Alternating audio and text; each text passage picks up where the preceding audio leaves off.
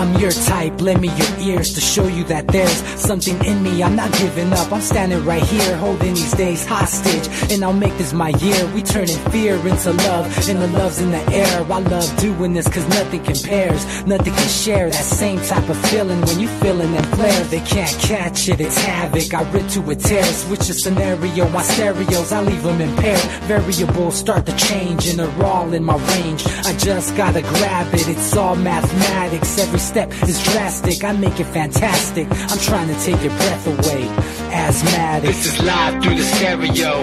Go and let it blow, blow through the stereo. I'ma let them know through the stereo. Yo, here we go through the stereo, stereo. This is live through the stereo. Go and let it blow, blow through the stereo. I'ma let them know through the stereo. Yo, here we go through the stereo, stereo.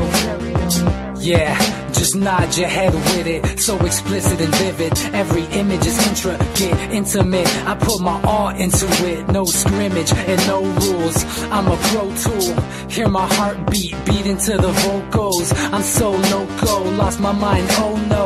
It's ponderoso, dope, so no overdose, cause it's dope, yo. Man, this is house grown, mixed with some milestones. So I let the style flow down like the Dow Jones, bringing it with some foul tones, letting the crowd know we getting loud, so it's eardrum rudiments. Yeah, we bring it rude again. Move, little hooligan. Music for tuning in, full time to the 10. I'm on my clock, like I told you. I'm doing this for dreams we pursuing.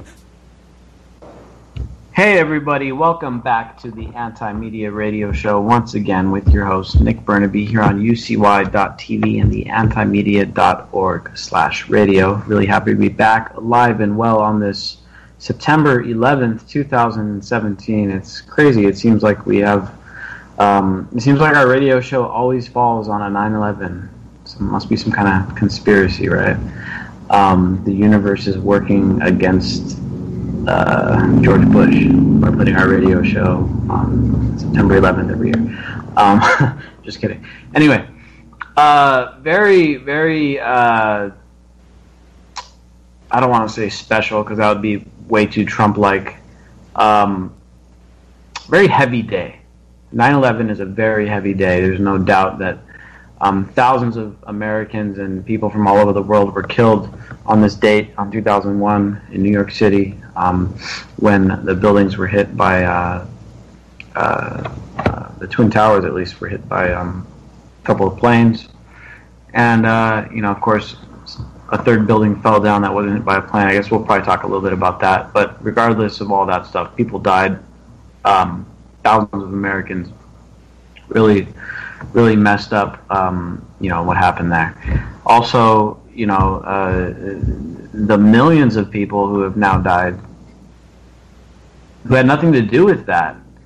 And I'm not talking about Americans. I'm talking about people who have now become victims of U.S. foreign policy around the world who weren't part of Al-Qaeda, weren't part of the people who were assigned blame for 9/11. Millions of people, we don't know how many people really, at least 1 million people in Iraq are dead now because of our actions, not ours, but the United States' actions following 9/11 in retaliation.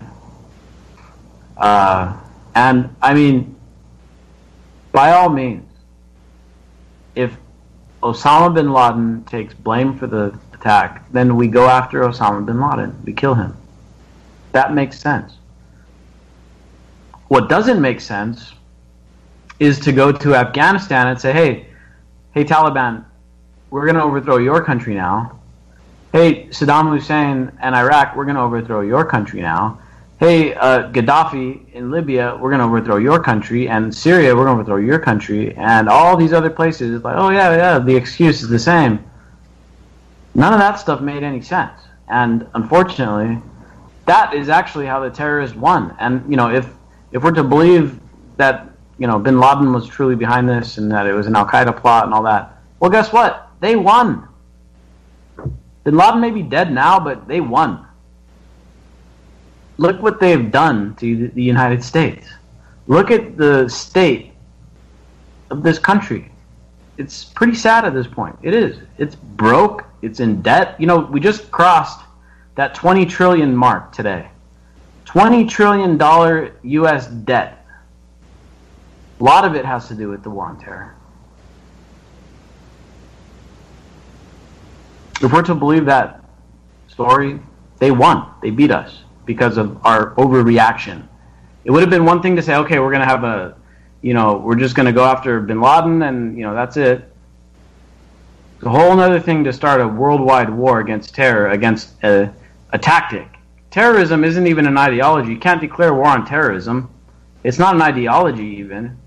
It's not even an idea. It's a tactic. It's a way of doing. Anyone could be a terrorist. You could be an Irish terrorist. You can be an American terrorist. You could be a Mexican terrorist. You can be an Iraqi or an Afghani terrorist or a Saudi terrorist, which happen to be the majority of the people who supposedly attacked us on 9/11. Supposedly, those guys were Saudi Arabians. So why did we go after Iraq and not Saudi Arabia? Well, that's just another one of those questions that, all we can do is speculate about. But that being said, we're going to get this show on the road because we've got a lot of ground to cover on this day. And let me just introduce our awesome journalist that we have on the line, Jake Anderson, joining us once again for the Anti-Media Radio. What's up, Jake?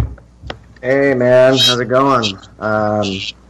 It's a strange day. I think people are still figuring out how to react. I was at a bar earlier, and this man said to the bartender, "Happy 9/11," and the room kind of went cold, and he was like, "Oh, well, I guess that's probably not the right thing to say." And then I was watching the beginning of the Monday Night Football a few minutes ago, and how it's so calibrated to tap into the emotional resonance of what has become essentially a holiday. And in America, our holidays are consumer events as well. Patriotic, nationalistic events.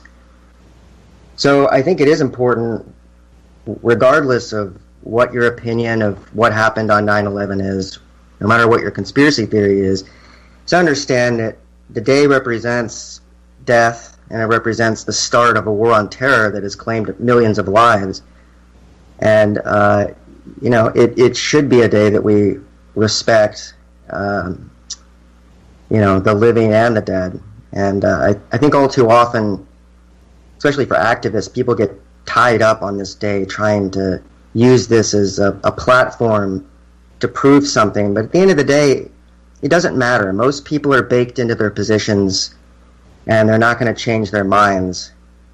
And what's important is for us to try and figure out a way to not let something like that happen again, but more importantly, to not let what happened afterwards happen again, which is, not allowing a single terror attack to dictate 15 years of war that's cost trillions of dollars and millions of lives, and has endangered all of us in many, many ways. So I think that's the important thing to take from today is perspective. Exactly, and it's not only 15 years, going on 16. But, Trump just rededicated a 50% increase to troops to Afghanistan again. And last time I checked, when I don't know if you remember this, Jake, but I remember I was in high school at the time when 9/11 happened. I was a freshman in high school. And, I remember that. I remember using it as an excuse to stay home from school. I pretend like I was like, oh, I'm scared. I don't want to go to school. And, my mom was like, all right, that's fine. You don't have to go to school today. I was like, yes. I was like, yes. But anyway, it's been 16, 17 years. And now Trump is saying, yeah, we're gonna go ahead and just continue this thing. Even though when he was a candidate for president, he sounded much more dovish anyway than Hillary Clinton, and I know that's why many of my friends who claimed to have been libertarians wound up voting for him. I know that I was horribly mistaken in the people who I thought were my friends, thinking that they were actual libertarians when they weren't. But I guess a lot of people think they're one way politically, and then when push comes to shove, they show their true colors. Anyway, that's a whole other topic. A lot of people voted for Trump because they thought he was going to put an end to this illogical, just worldwide war on terror, nation building, policing the world type of thing. Trump was very much a not policing the world type of candidate, very much like Obama was, and very much like George W. Bush, ironically, was when he was running in 2000, because Bill Clinton was seen as too hawkish. All of these candidates run on peace, but they rule by war. If you look, on Saturday we published a great, really, really good op-ed. Why Presidents Campaign on Peace and Rule on War. If you haven't read that, go back and look on Saturday. If you're looking for some not academic, that's not the right word. Reading this is like reading a book. It's not that long, but it's very scholarly. It's very, very nice to read. Who wrote it? Joey did. Joey wrote it. So it's a really good one. Joey Clark, one of our new op-ed writers. He contributes an article here and there a few times a month. But these are very in-depth, kind of opinion-y articles, philosophical stuff. Really good stuff to read. Anyway, not your typical news story. But Trump got elected on stopping all this crap, and now he's rededicating to Afghanistan, which is a huge, huge mistake. Last time I checked, the Taliban was back up to about 60,000 strength. And we've been over there fighting a war against the Taliban, basically, supposedly anyway, for 15, 16 years at this point. And honestly, what have we accomplished in Afghanistan? I mean, nothing. And the point I was trying to bring up, before I got sidetracked, Jake, was, do you remember when they were selling this thing to us? Because, everybody knows bin Laden was to blame for 9/11, and it was Al-Qaeda. But then they had to sell us this war of, okay, well, we're going to have to, if we're going to get bin Laden, we have to go overthrow Afghanistan because the Taliban treat women badly, and the Taliban aren't fair to people, and the Taliban, do bad things, and they're intolerant, and they're not nice to gay people, and they're basically there was the whole war in Afghanistan thing was sold as a humanitarian war, where we were going to go save Afghanistan from these bad Taliban guys who treat women like shit. And the whole fact of the matter that the Taliban wasn't behind 9/11, that really wasn't newsworthy at the time. It was like, okay, well, that's just kind of a side note. The main thing that we want to highlight here, if you go back and look at the news stories, it's, the Taliban are womanizers, and they make women cover up, and they just, you name it, like every trick in the book, they used it to tell everybody in America, the Taliban are subhuman oppressors, and we're not actually going to go fight against Afghanistan. We're going to liberate them from these bad guys.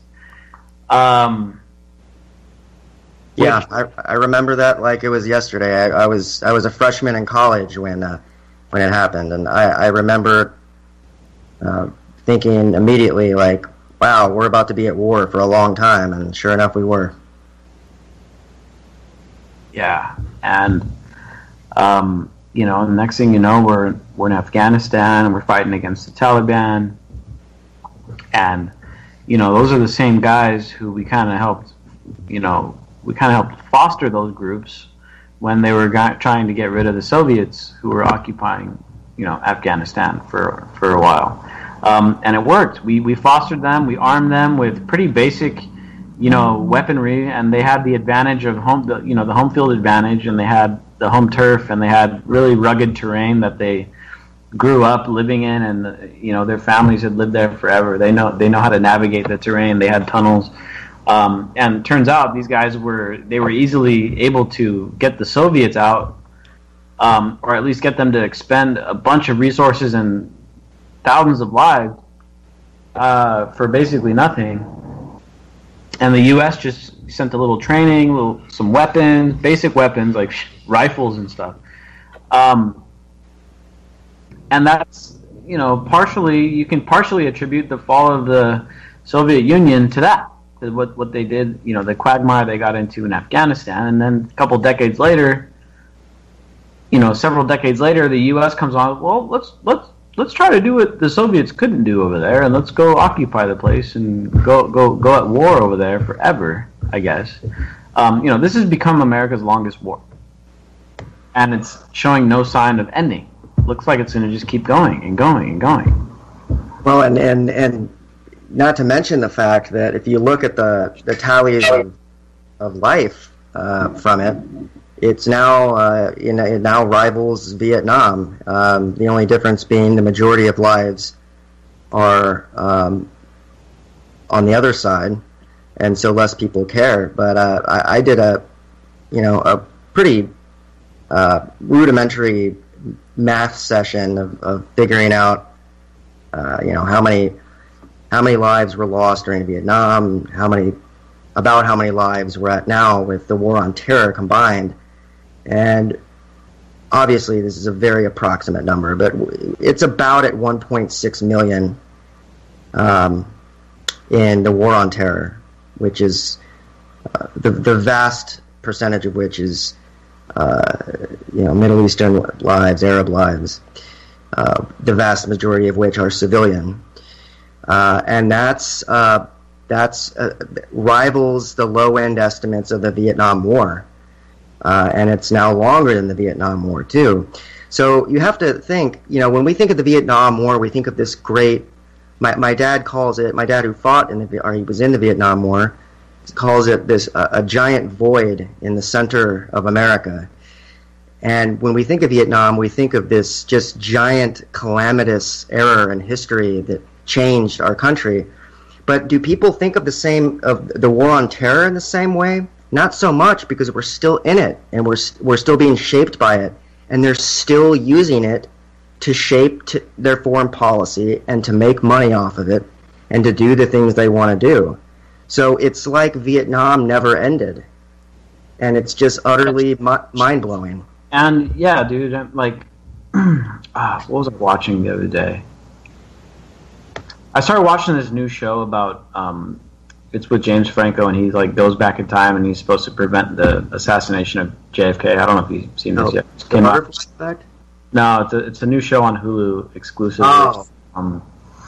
It's pretty good. It's with James Franco. It's by Stephen King, and 11/26 something. Yeah, that's the one. Yeah.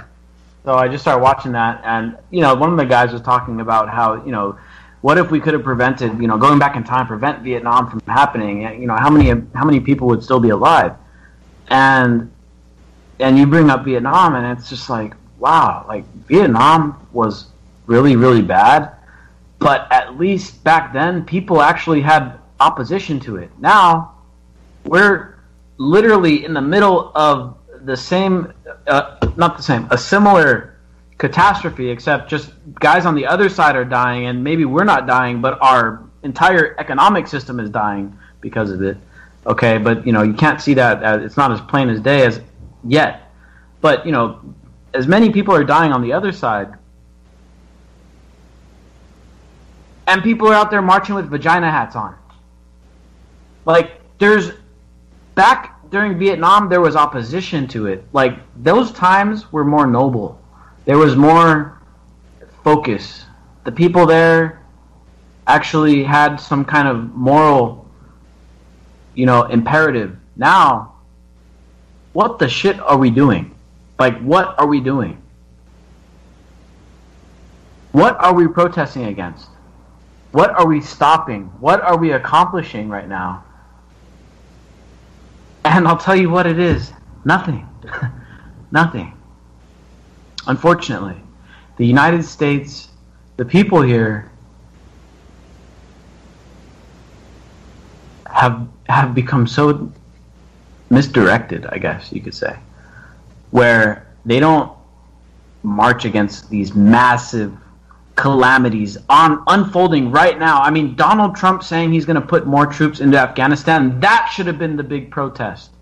That should have been our chance to put 1 million people out on the streets. Instead, these dudes go showing up in Berkeley or wherever the hotspot's at, Charlottesville or wherever, and they're beating each other up. Instead, the people that should be stopping these calamities are beating each other up instead. Like, this is the most frustrating point.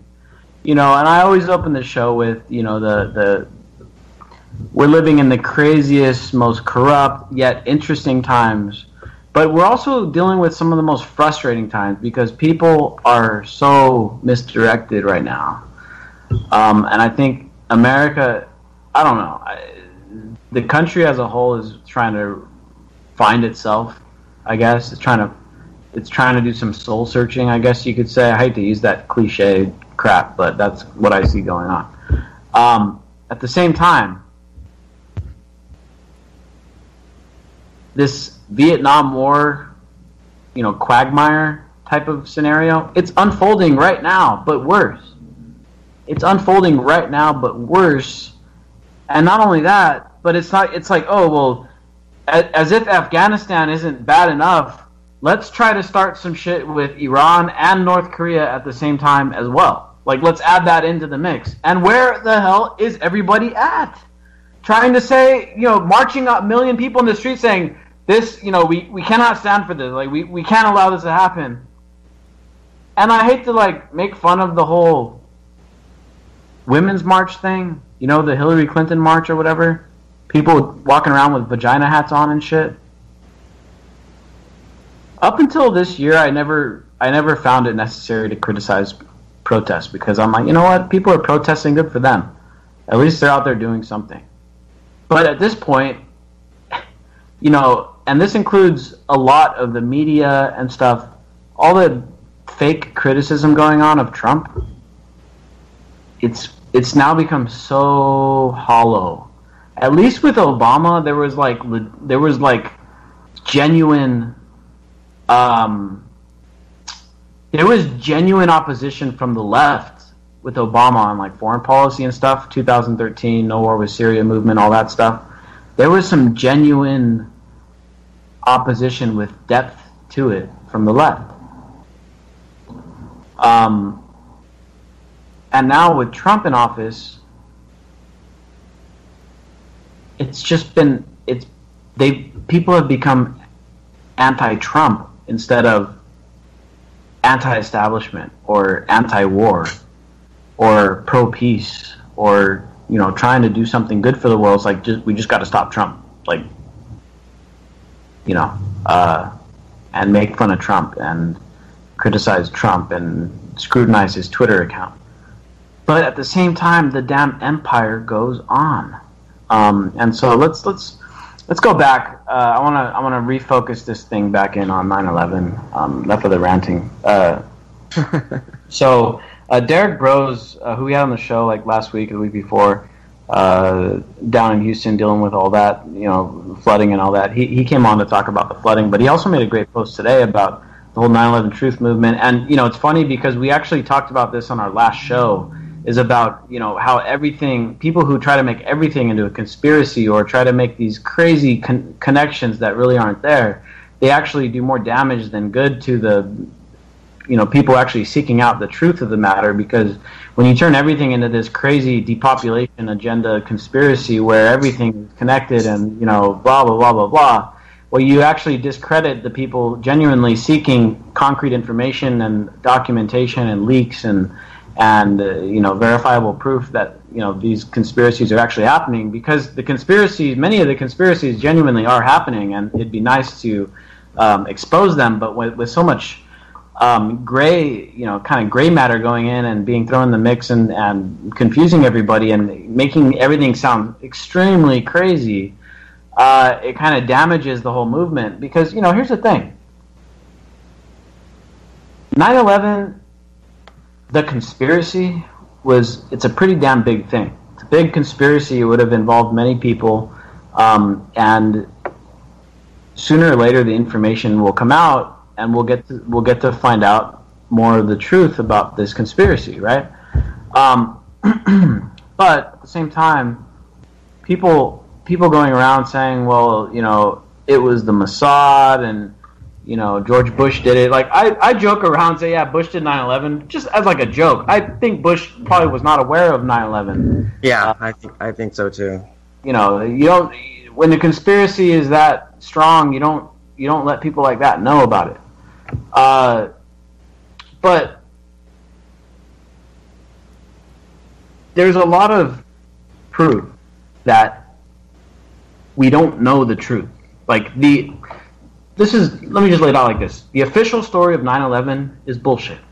We know that because all of the documents that have come out after the fact point towards Saudi Arabia, and Saudi Arabia is not the victim of U.S. foreign policy, they're the benefactor of it. And the victim of U.S. foreign policy is basically Iran and any of its proxies, which would include Iraq and Syria and stuff like that. So the Saudis were more or less behind it, according to the evidence and documentation that we have released via the 28 pages, via leaks, via lawsuits, things that are still unfolding to this day. We know that the Saudis were more or less behind it.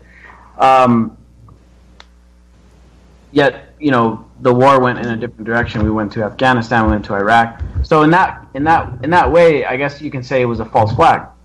But the evidence is not there for you to sit here and say, well, 9/11 was an inside job. Well, it's nice to have that theory, fine, but there's no evidence for it, you know. And so it's simply an opinion. And so people need to, you know, it's doing a disservice to the truth seekers to present opinion as fact. And the fact of the matter is, we don't know what happened on 9/11. We don't. The evidence that comes out points more and more towards Saudi Arabia being the conspirator.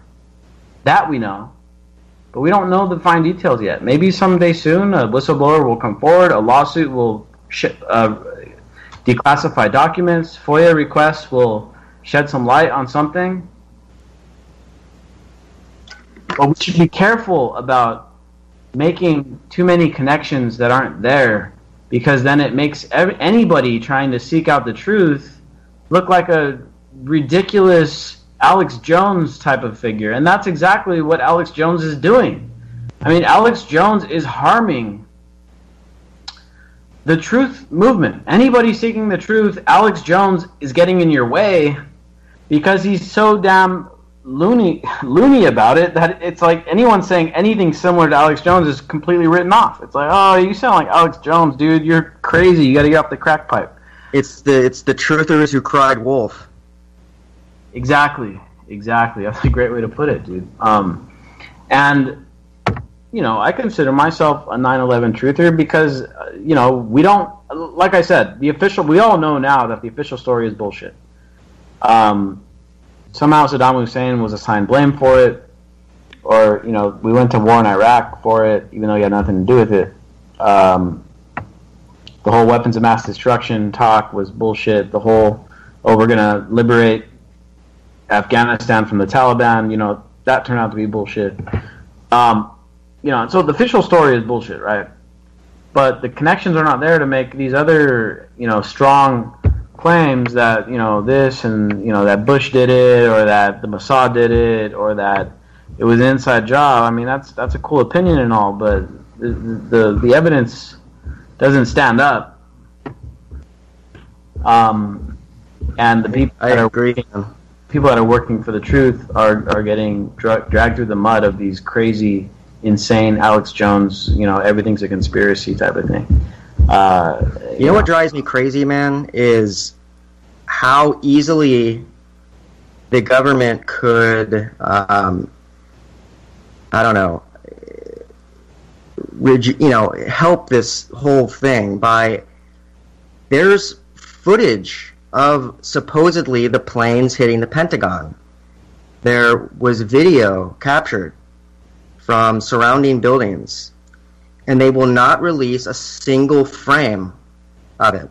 And I think I saw it, I think maybe it was Anti-Media, maybe it was someone else saying, at this point, after 16 years or whatever, there's clearly no national security harm that could possibly come out by releasing a still frame of a plane about to hit the Pentagon. The fact that they won't release that, it's the absence of evidence is not evidence of absence. So I agree with you that, people are getting in the way of themselves. But there's enough reasonable doubt at this point and circumstantial evidence to, like you said, suggest that not only is the official narrative bullshit, but there seems to be a much larger cover-up going on. And it just blows my mind that they will not release the footage of the Pentagon. And it's one of the most glaring holes, no pun intended, up there with the WTC-7 of the entire conspiracy.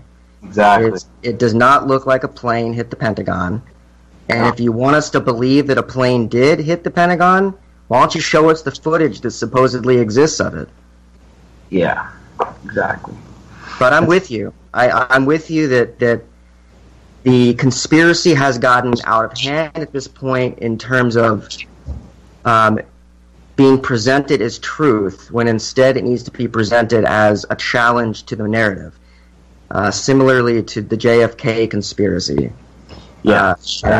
We don't know. We still don't have an answer there either. We're living in a much more information age now than we were with Kennedy. I don't know if it'll help us or hurt us. I think Derek Brose was posting today that at this point there's so many different pieces of narrative. There's so much misinformation and disinformation out there that it's almost impossible to imagine it ever being resolved, because it's like no matter what anyone says, there's always going to be this doubt now, and it's unfortunate because it also polarizes the hell out of us, polarizes the hell out of the activist community, and just polarizes everyone. You can't even talk to a New Yorker about 9/11 being an inside job. They'll flip out on you. I had a publisher who was supposed to some science fiction of mine, and she just straight up flipped out on me for even merely suggesting it. It's such a deeply emotional thing now, and that's how these government people, they have studied psychology. They know psychology very well, and they know exactly what it takes to neutralize us and break us. They know how to break people in torture situations, and they know how to break populations now by playing with their emotions. And it's a complex situation, man. Yeah. So, I don't want to really get into any of the specifics of 9/11 conspiracy theories. Just like you said, man, there's a million of them. Everybody's got a different theory on it. Shit. People are saying they used nuclear tactical nukes on the tower. People say some, nanothermite. There's a million theories out there. But I think the bigger topic here, I think that we should be focusing on is, and you brought this up a little bit ago too, is not really how the conspiracy played out, but how the reaction was to it.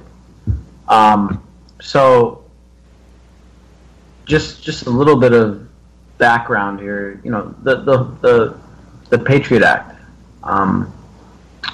The Patriot Act was kind of already mostly written. I know Joe Biden had done some of the work on the Patriot Act, and it was just kind of waiting for the right moment for it to slip through.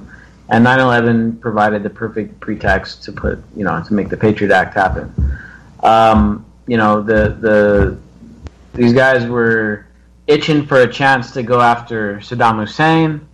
9/11 gave the perfect pretext to go ahead and go into Iraq. The whole thing with Iraq turned out to be complete bullshit. They lied to us. They sat there, and all those dudes in the government, the Bush administration, they all lied to us, and they bullshitted us, and the media kind of ate it up like it was cake.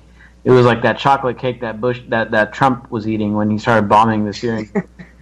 They ate that shit up like, that shit was good. Presidential cake. And the media, dude, these guys, I don't know if it's where they get their money. I don't know if it's their shareholders. I don't know. Maybe it's just good ratings. But these guys fucking love war, dude. Like, they love it. Like, remember when Trump finally bombed the Syrian government? They were just like, Trump is finally presidential. And CNN was like, jocking his nuts, and everybody was like, yeah, Trump, he's finally a president. Yep, Fareed Zakaria even said he was a fucking despises Trump on that day when he dropped what was that bomb called? The Big Mother or something? I don't know. But Fareed was like, Trump's officially our president now. Yeah, it was just repulsive. Yeah, and so, after 9/11, the media was just like, yeah, dude, let's just, whoever we can lay blame on, let's get them. Iraq, Afghanistan. I'm surprised Iran didn't fall. I'm surprised that wasn't included in there. And so these guys, they love the media people, man. They love their wars. Like I said, I don't know exactly. I don't know if like they actually believe this crap. I really doubt that they believe this crap because I tend to believe that most journalists are at least somewhat, seeking the truth out. I don't think people get into journalism like, yeah, I'm going to get in so I could sell out and fucking, cause wars and, whatever. Yeah. I think people get into journalism because they genuinely thinking like, yeah, some naive college kids like, I'm going to go and I'm going to bring transparency to the government and I'm going to do all these great things. And then they get in there and they work for CNN. They're like, oh, okay. So I got to write that, Iraq was part of 9/11, even though they weren't. It's like, okay. I actually work for the State Department. I didn't know that. Yeah, I work for the Pentagon. Those are my real boss. So, the way I see it, what I figure is that the military-industrial complex being, I guess, one of our biggest industries, I'm guessing that they kind of own most of the media via shell companies or, maybe outright they own them because, most of these companies are publicly traded corporations who have shareholders, and the shareholders can be anybody, including military contractors.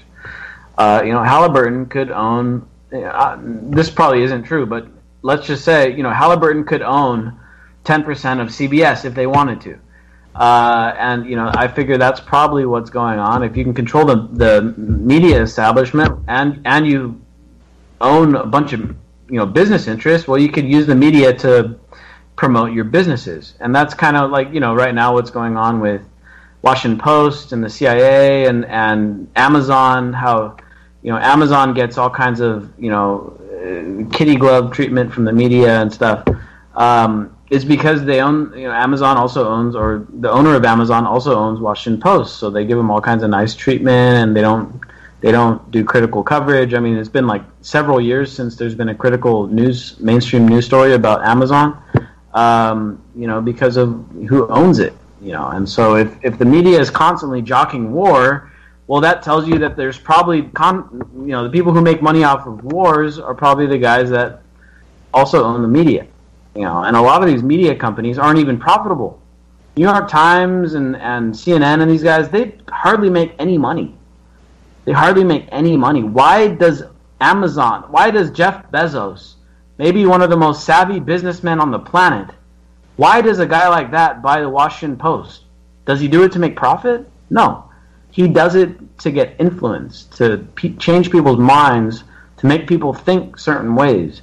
And, that's the problem. Not a problem, but that's one of the hurdles that we have to overcome here at the anti-media, because we are not selling our influence. We're not saying, we'll push opinions on our readers based on whoever the hell gives us the most money. That's not what we do, unlike CNN, who literally posts propaganda for Saudi Arabia and shit like that because they give them all kinds of money. That's what these guys do. They disguise their news as either corporate or state propaganda because they get paid for it. And so these companies aren't as profitable as they are influential. CNN may not make very much money, but they spread a lot of influence. Washington Post may not make a lot of money, but if I'm the owner of Amazon and I own the Washington Post, well then shit, I could fucking, I could use the Washington Post to make Amazon $100 billion, even though if I lose a few $1,000,000 on the Washington Post every year, that's fine because that's adding to my $100 billion that I'm making at Amazon. You know what I'm saying? And this is the kind of stuff that goes on. And so anyway, the whole point I wanted to get to here was that it's less important how the conspiracy happened. What's more important is what's happening after the conspiracy, after the event. So 9/11 happened. It has all the symptoms of a propaganda event. And what's going on is that we're still, to this day, it's been over 15 years, to this day, the event of 9/11 is still being used to give these war profiteers carte blanche to do what they want, to do whatever the hell they want. I mean, Trump literally has a blank check where he as long as he says he's fighting terrorism, he can go to any country in the world. Any country, like if England tomorrow, if England said, you know what, of course this is very far-fetched, it's not going to happen, but if England said, you know what, we're not allies with you guys anymore, we don't want to work with you guys anymore.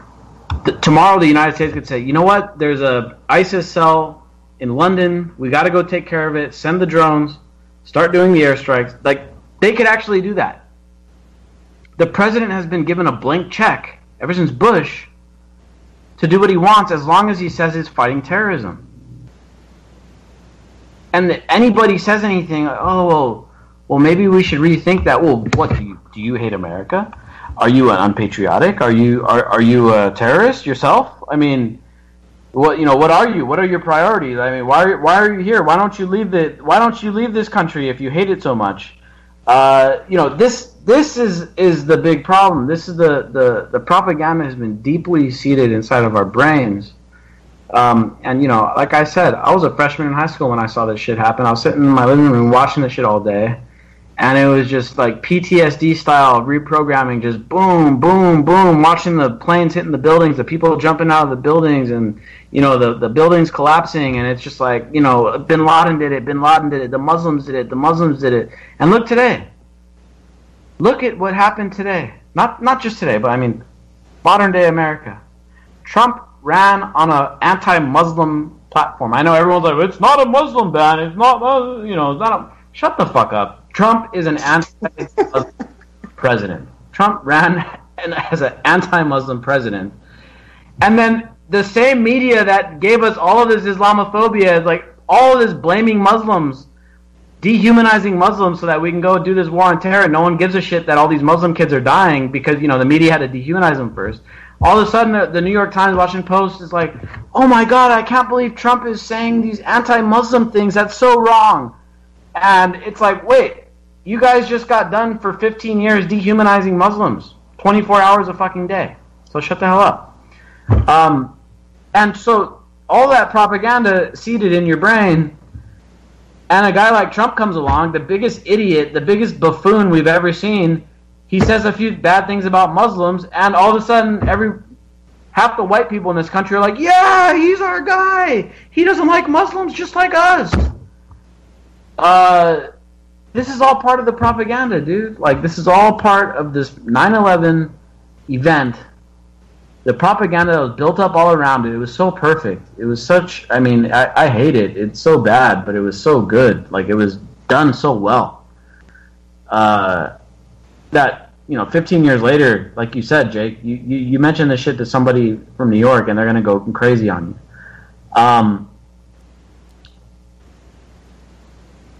Yeah. That's a bigger problem. I mean, the propaganda, I think, is a bigger problem. This false sense of nationalism, and there was those pictures like before and after 9/11, in New York, and there was all those American flags all over on like every street, hanging off of every house and stuff, and it's like, yeah, American exceptionalism, we're gonna go nuke the Middle East, and we're gonna knock out all these damn Muslims and stuff.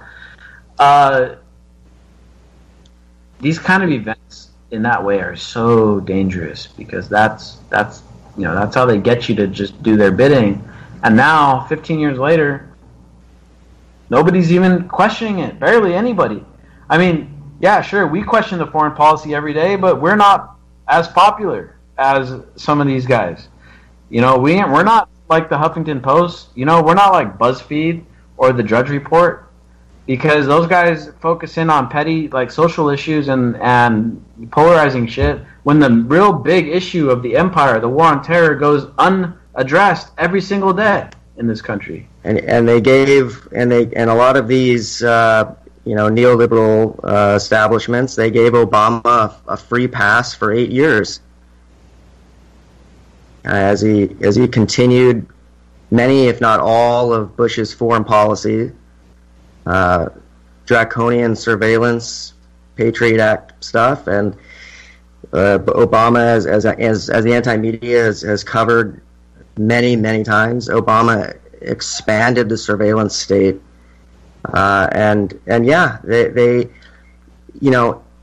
these media establishments are interconnected, like you were referring to before. It's like 6 degrees of Kevin Bacon or something between the surveillance state, the defense contractors, the media establishment. It's like this synergistic organism at this point that is safeguarding the host empire from critique, and it's the most dangerous thing in the world right now, that we have a media establishment that will not take on the deep state. And this is why, one of the reasons, in my opinion, that Trump was able to win is that he tapped into that anger against the media establishment, and it's still going on with the CNN is fake news stuff. And he basically, reappropriated that narrative, which we've been talking about for years, which is this corruption in the media, and he reappropriated that narrative, and that's one of the reasons he won, is because he harnessed that rage that many Americans feel against the lack of objective reporting. And, like you said, look, not every reporter is evil. Many of them get in it for the right reasons, the same way as many cops get into the police force for the right reasons. But groupthink changes people, and disaster capitalism changes people, and we're at this point, and it's we got to change the direction somehow. Yeah, that's a good point, man. Trump, we've been on this anti-media narrative since 2013. We've been going at this for like over 4 years now, and Trump hijacked the anti-media narrative. Yeah. Ironically, for the deep state. It's Trump, the name of your site. Trump took it. Trump is now part of the deep state, and he's hijacked the anti-media narrative to work for the deep state. So now when Trump does all these horrible things, he bombing Afghanistan, increasing the number of civilian casualties, dropping all these ordinances, the biggest traditional bomb ever, hyping up this war in North Korea. Anyone that criticizes him is written off as some kind of liberal leftist, and the media, if the media reports on anything about it, it's like it's fake news. Oh, it can't be happening. CNN's saying it. It's like, what in the world is going on? And so these propagandists aren't stupid. I mean, they use our narratives against us, and they've hijacked the anti-media narrative for Trump and his deep state handler. Trump's a neocon, dude. Like he may say things. I mean, I don't even know what he says anymore. It's like almost you can't even understand what he's saying because it's so disjointed. But Trump may say one thing, but what he's doing is neocon. He's doing neocon stuff, and he's doing conservative crap on social policy. The DACA thing, the latest thing he done with DACA, stupid, disastrous, suicidal policy. I mean, these DACA people, first of all, these are young people who didn't choose to come here. They did not, knowingly come here. They came here with their parents. They're paying into the system without getting any of the benefits out of it. I mean, it's to end DACA is suicide. It's a suicidal policy. So Trump is trying to throw red meat to his conservative base.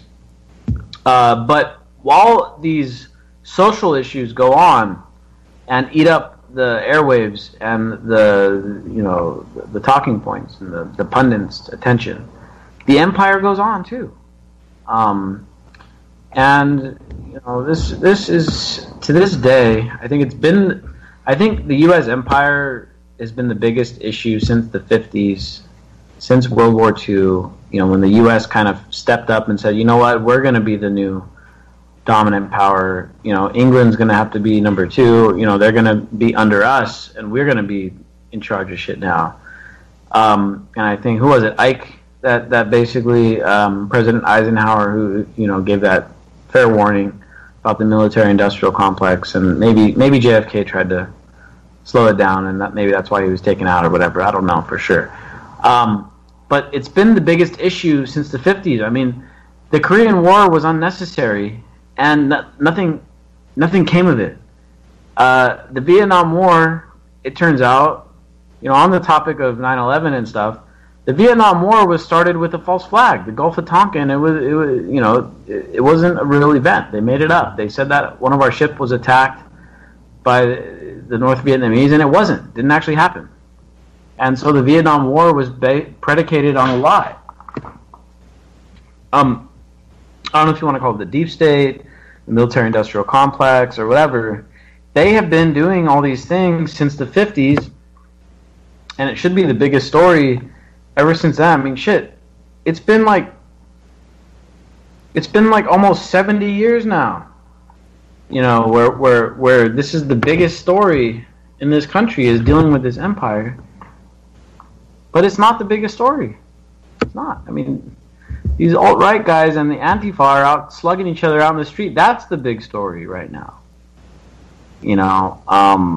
And so it's just the priorities have been mixed up. They're more concerned with deporting, young, hardworking kids who are in this country not of their own choosing. They want to deport them instead of dealing with this massive, huge elephant on the world. It's not even an elephant in the room. Like, the United States empire is now an elephant on the world. It's just, it blows my mind. And back to what I was saying at the beginning of the show, it's a very frustrating time. We got the internet, we've got the connectedness, the communications, the technology. And people want to fight each other instead. So weird, so strange. It's one of the reasons I'm excited about the Pursuance Project, the Barrett Brown thing, because he, states very clearly that he thinks that the promise of the internet has not been realized, and we need to be using this decentralized, powerful structure to connect people that can change the world instead of arguing about cat pictures, Yeah, exactly. And you know what? I'm going to tie this into the hurricane thing.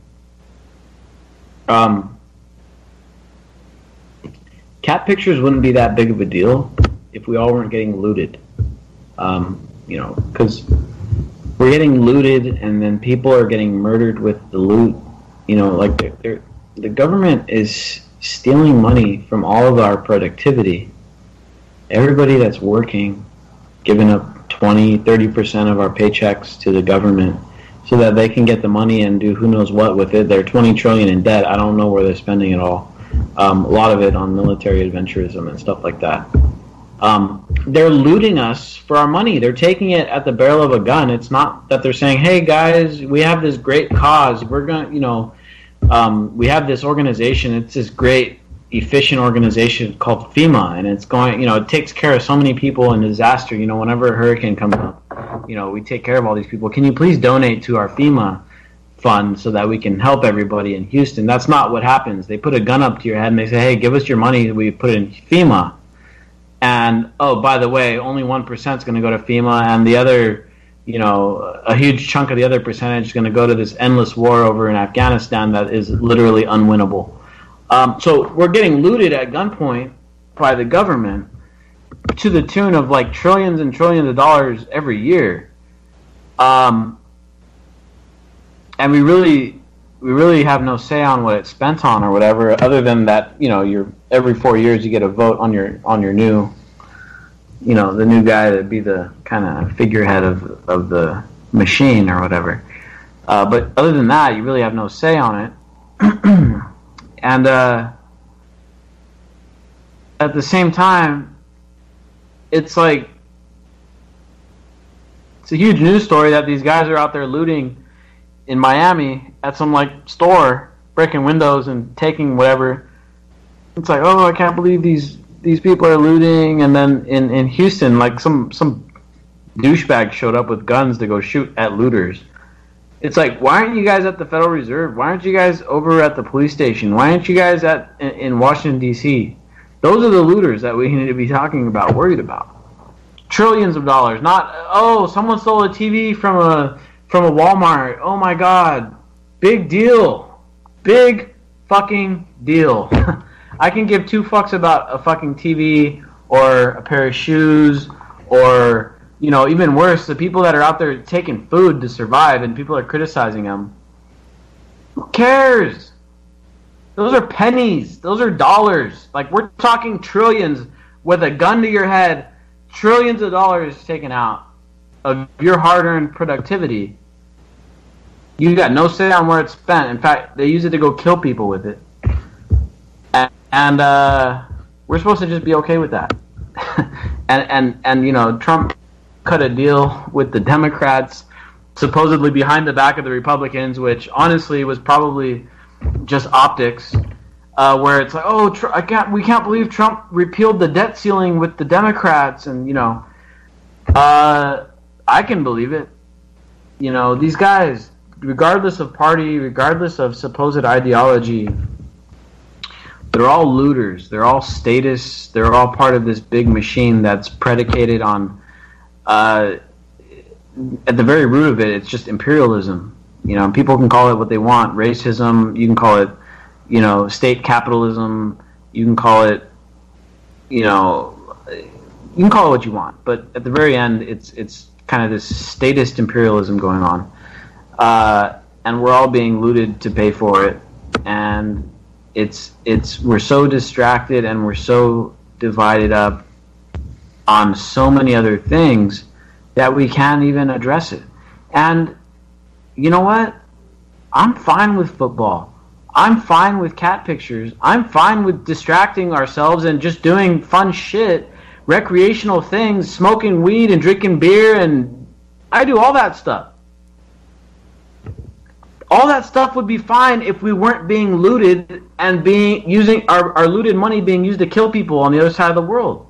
If it weren't for that, shit, I would be using the internet to make cat pictures too, and to share pictures of my cat. I wish I had a cat, but I can't have one because I live in an apartment that doesn't allow cats. But if I had one, I'd be sharing the pictures of it if I weren't so concerned with all this other shit going on. So, at the end of the day, all these distractions and shit, those aren't the real problem. The problem is that we are being distracted by, from bigger things. It's not the distraction. Music for tuning in full time to the 10. I'm on my clock like I told you. I'm doing this for dreams we pursuing, but call it a reality cause there's no illusion. This is live through the stereo. Go and let it blow through the stereo. I'ma let them know through the stereo. Yo, here we go through the stereo. This is live through the stereo. Go and let it blow through the stereo. I'ma let them know through the stereo. Yo, here we go through the stereo.